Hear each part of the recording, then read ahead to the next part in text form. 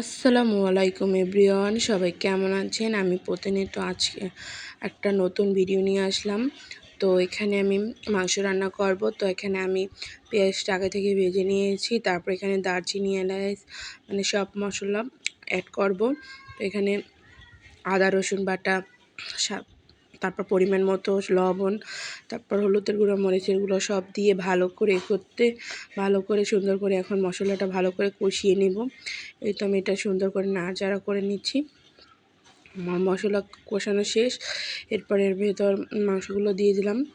তো দিয়ে ভালো করে আমি মাংসটা নাড়াচাড়া করে নিব। তো আমি সুন্দর করে মাংসটা দিয়ে দিচ্ছি। আমার ভিডিওগুলো যদি কারো ভালো লাগে সবাই একটু লাইক কমেন্ট শেয়ার করবেন।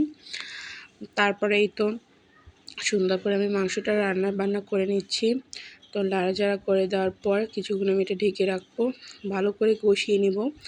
যতক্ষণ পর্যন্ত মাংসটা কষানো না হবে ততক্ষণ এই তো আমি এখানে সুন্দর করে কষিয়ে নিচ্ছি।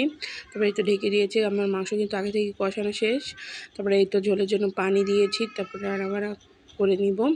তারপর ফুটে উঠলে নামিয়ে ফেলবো। তারপরে অন্যদিকে এখানে আমি একটা ভাজি করব। তার জন্য পেঁয়াজ কুচি, কাঁচামরিচ, স্বাদমতো লবণ, হলুদের গুঁড়ো এগুলো সুন্দর করে আমি কষিয়ে নিচ্ছি। তো দেওয়ার পরে এই তো ফুলকপি, গাজর, আলু এগুলো একটা কুচি করে নিয়েছি। তারপরে একটু নাড়াচাড়া করে দিচ্ছি। এটা আমি তরকারিটা আগে থেকে ধুয়ে রেখেছি। ধন্যবাদ।